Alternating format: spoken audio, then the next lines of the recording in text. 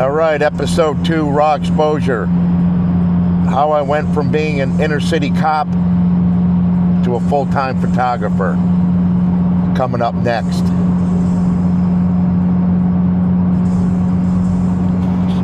All right, so how did I become a photographer? From being an inner city cop. I worked as an inner city cop, Hartford, Connecticut.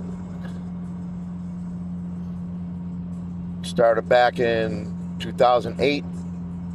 Job was fun, had a blast. Met a lot of good people. Worked with a lot of good people. As time went on, toward the end of my career, about 2 years ago, retired early. The job just kind of started sucking. All right, be quite blunt. So I'd say the last 4 years, 5 years, we started losing officers just for retirement, just people wanting to get the hell out, whatever. Staffing shortage seemed to go on forever.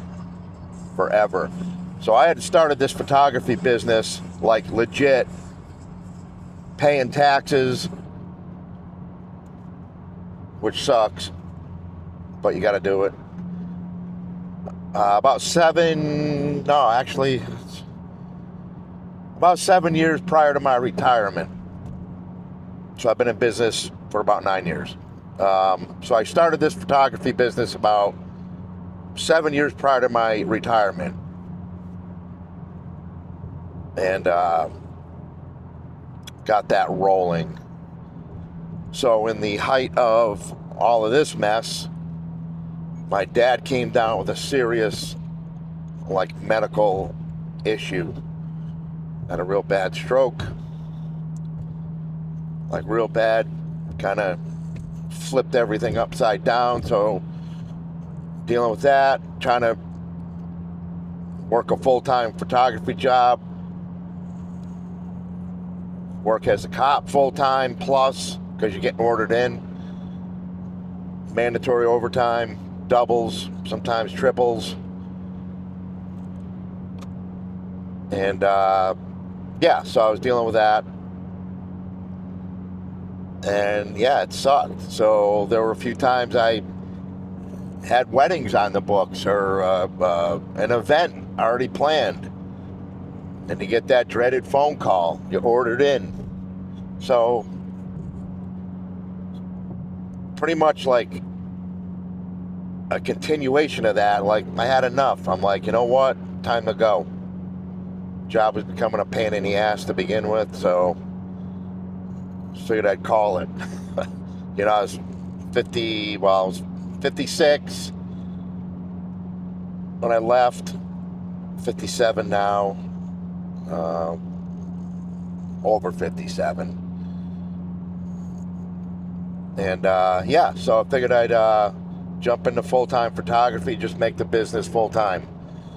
I was kind of doing it anyways.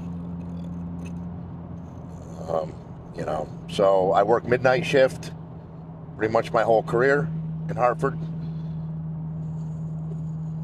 Most of the calls were, they weren't good calls. Shootings, stabbings, multiple shooting victims, accidents, motor vehicle accidents. Some of them were they're pretty, people in that city like to drive like maniacs. Usually the cars end up getting ripped apart, ripped in half, people ejected, whatever, the usual nonsense. And that, when I first started, it was exciting. You couldn't wait to go to work. But toward the end, it's you know what? Had enough of this nonsense. Shit got old quick. Real quick. Dealing with everybody's problems.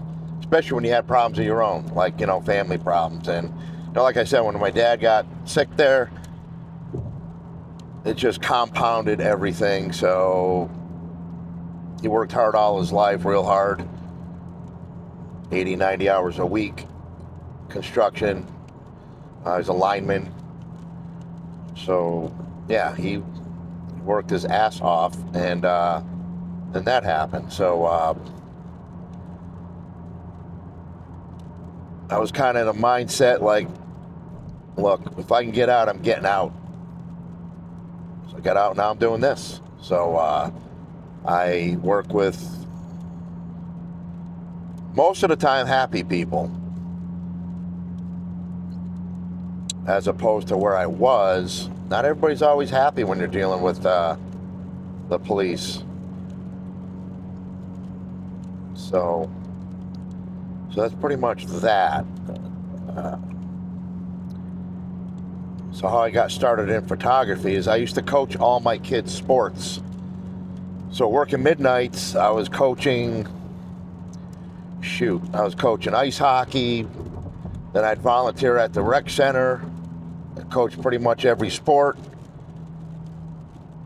Soccer, baseball, basketball, floor hockey. The only sport I really knew what I was doing was floor hockey. The other ones, I had no shit.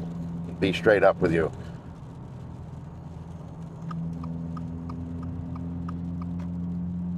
So it was a learning process. Thank God they were little kids and they didn't know any better. To them, it looked like I knew what I was doing. But, basics, dribbling a ball, stuff like that. So it was good. I did that for, 15 years with the rec center. And I also coached the PAL hockey team, inner city police athletic league. Yeah, we started with like 15 kids, ended up with 85 kids. Program was a pretty big success. Kids loved it. It was great. Helped the kids do their homework. Then we go to the XL Center, play some hockey. The Wolfpack minor league AHL team, they came down and spent some time with the kids. It was great. Blast. And we had a chief come in and kind of, I guess we'll call it, downsize the program, which pissed a lot of people off. And that was the end of that. And then we became severely short-staffed. So priorities changed within the department. And that was that. So my other friend, he coached the boxing. He had a very successful boxing program. And that was gone too. I guess one kid went pro or something along those lines.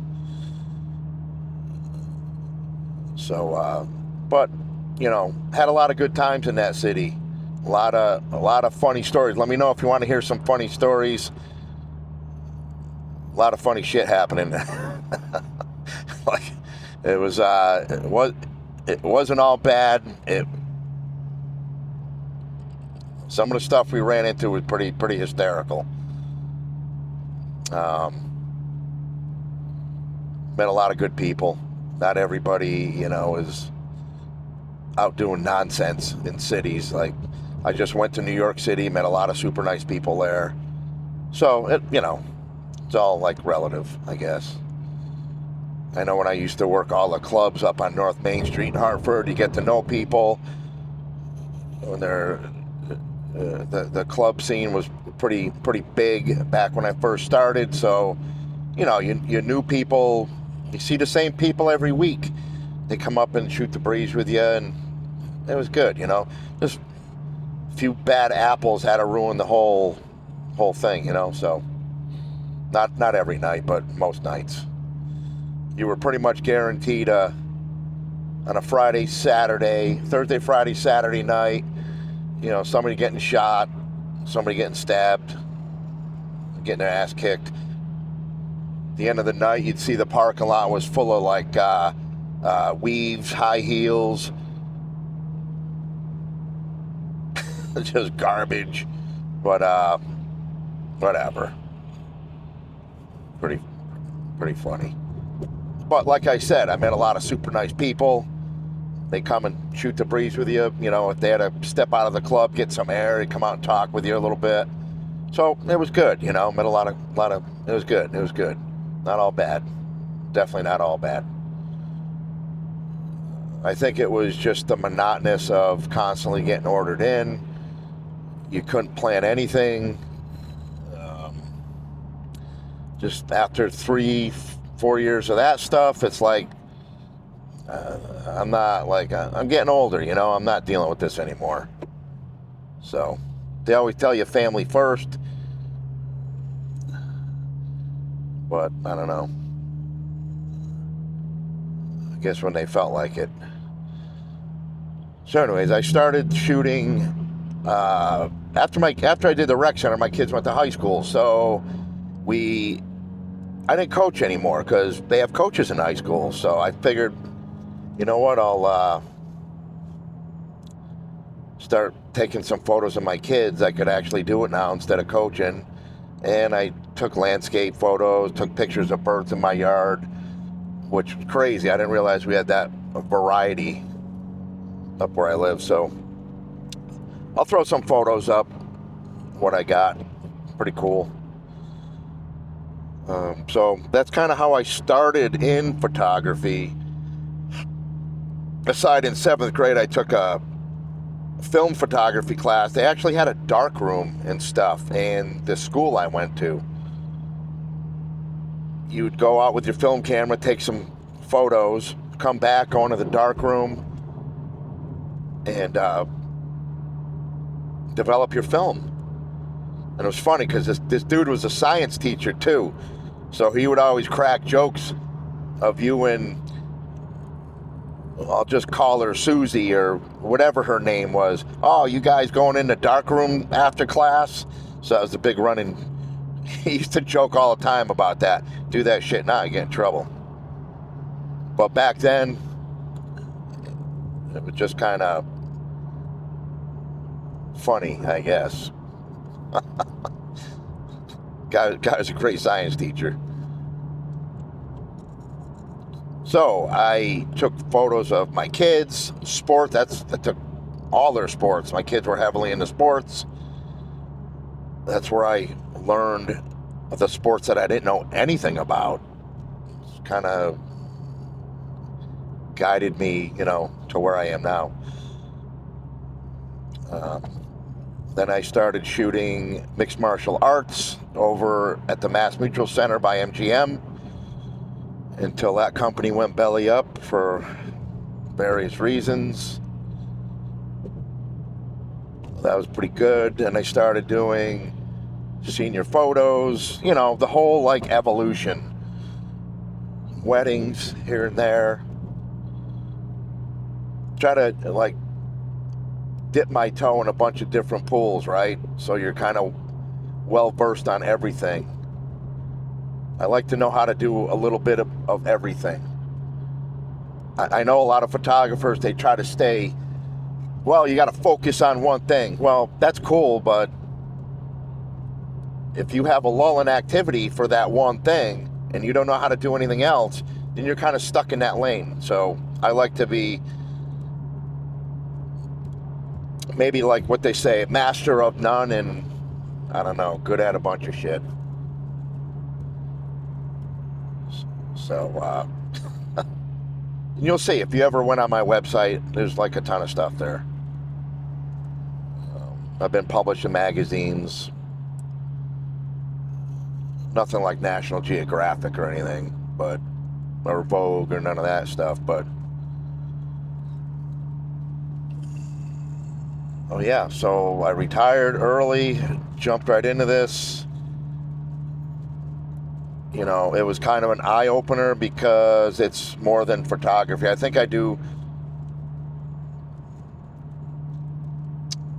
let's see, the total business between marketing and social media and paperwork and budget and the whole accounting, I'm going to be honest, I had no clue. No clue what I was doing. I'm not social media. We'll get into that topic later, but you need it. I don't like it. I'd rather be out shooting photos with my camera, but you need social media. Unfortunately, I got like TikTok, Instagram, Facebook. I don't do the Snapchat. I really don't know much about Snapchat. But there's a lot of marketing. I didn't know anything about how to advertise yourself. The accounting, I had no clue. Still getting a grip on everything now, That's all I did was just shoot photos. But the business is a lot more than that. A lot more. But the one good thing I did do is I started early. So all you people out there that you hate your current job, or you want to change your job, you want to go into business for yourself, start it early. Don't wait.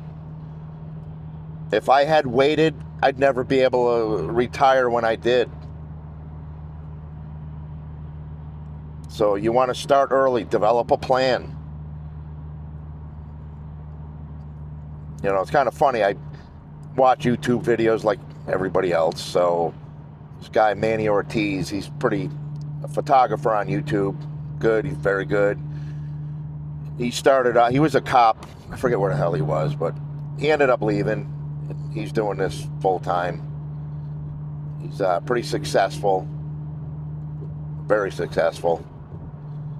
Seems like a good dude. So it's just kind of funny. You run into or hear about the same people in your occupation that are doing the same, that kind of did the same thing. He did it first. So.